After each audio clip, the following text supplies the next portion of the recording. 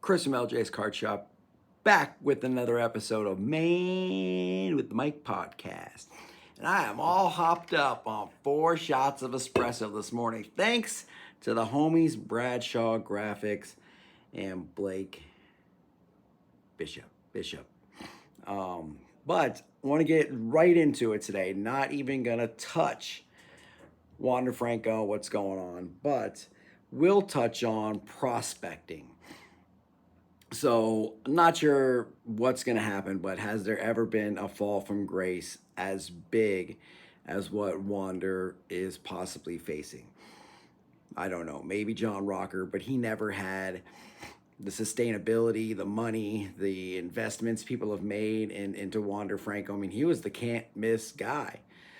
But that's what happens with prospecting. I mean, look at I've talked about Ellie De La Cruz. His card shot up, went for tons of money. I made some mad bank on it. And since the All-Star game, he's hitting sub 200. I mean, Matt McLain is better. Ellie De La Cruz is the fourth best Reds rookie right now. You got McLain, Steer, Andrew Abbott, Ellie. 3 of them are better than Ellie De La Cruz at the moment. Now, as skill-wise and talent-wise, absolutely unbelievable.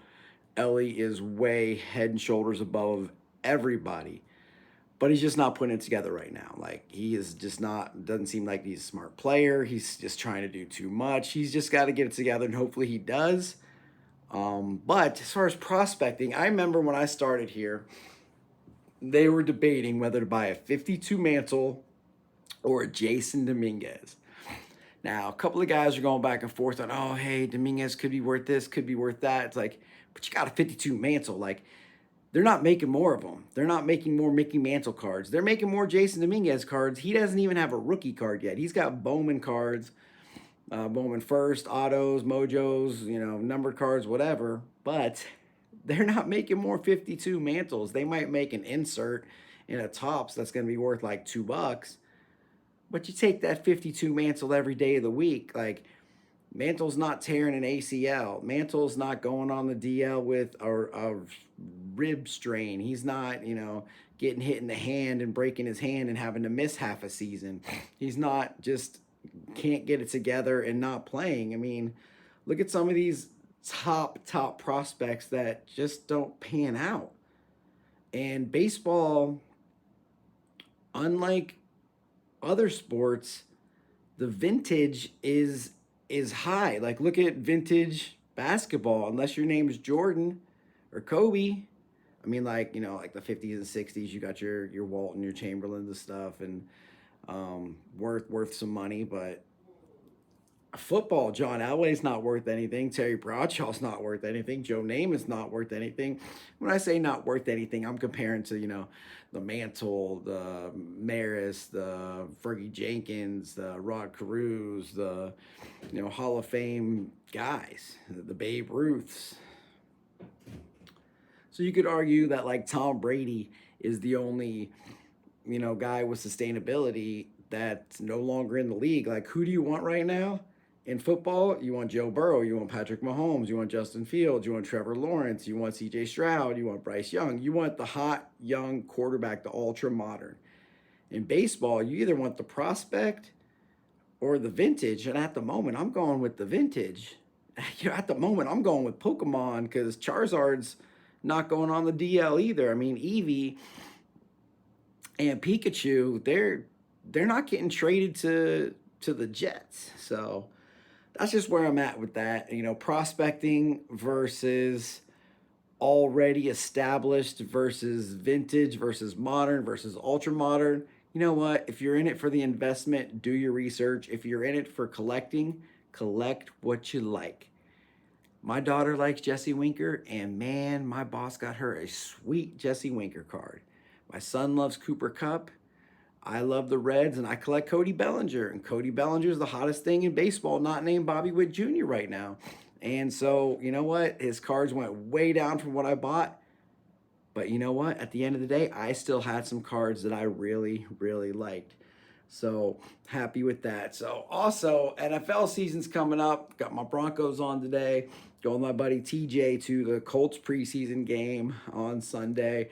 Really excited to see Anthony Richardson. Like, he is, to me, the Ellie De La Cruz of the NFL. He has all the tools. He is athletic, but you don't know what you're gonna get. Like I am buying him up in troves when I can, where I can. Score came out. Other products gonna come out when pretty soon with everything's getting pushed back still.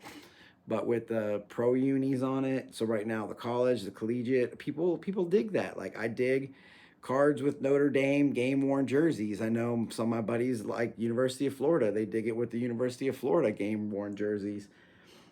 So that's super cool. It's just collect what you like, and that's it. So we got football coming up. Who are the guys you're buying? To me, if you're making money or trying to, it's the young quarterbacks and the ones that you believe in, the ones that have the hype and the marketability.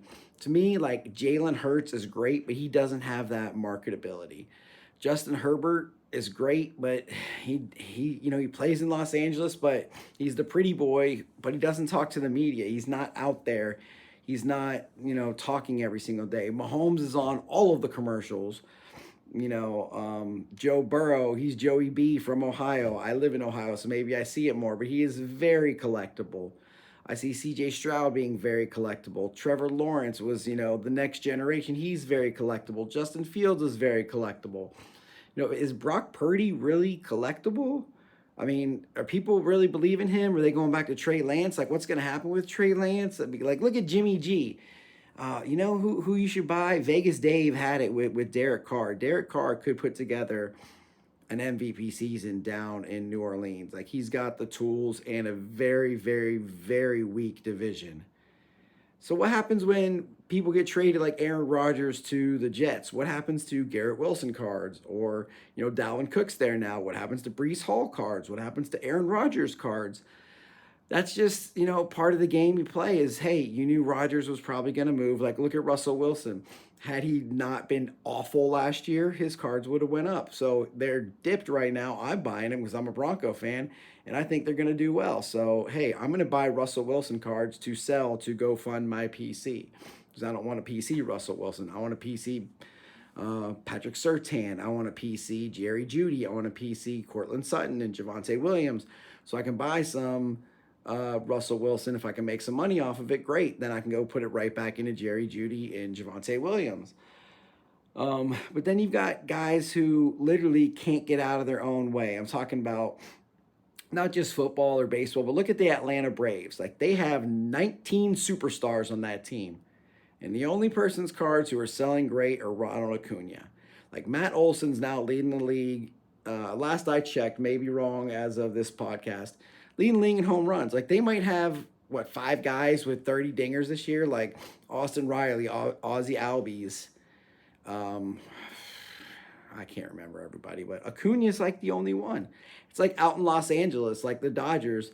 They've got so much talent. Like I've said before, when they had Bellinger, Bellinger was the 9th best Dodger. He is the 1st best Cub. Mookie Betts has marketability, but like, is anybody really buying Freddie Freeman, who just might be the MVP again? Is anybody buying Clayton Kershaw, who's Cy Young, could be, the greatest pitcher of our generation? What about Justin Turner or, Gavin Lux is still on the squad. Look at like the Phillies. No one's buying Castellanos or Trey Turners anymore. Everyone's just buying Bryce Harper. And so it just goes to show like, all right, Toronto, Bo Bichette just leading the world in hits. Bo Bichette's not that collectible compared to Vlad. Or even, Bregman or Matt Chapman, like these other guys that are on squads that you're not the number one guy. Like, no one's buying Matt McClain cards right now. They're buying all Ellie De La Cruz. So I'm scooping up the Matt McClains because I think in 3 years he's going to be the guy.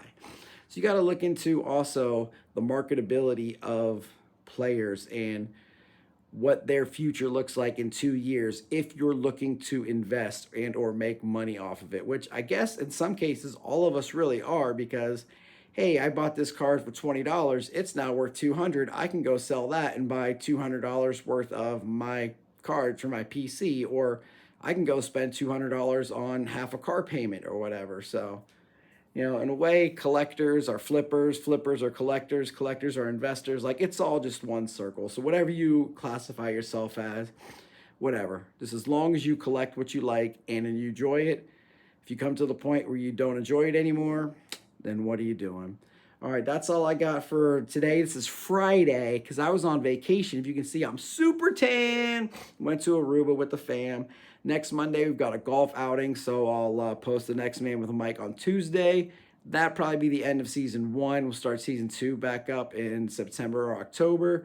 But if you're still listening, thank you for being a fan. Thank you for being loyal. There's nothing better than having people appreciate what you do. So thank you. LJ's Card Lounge. Peace.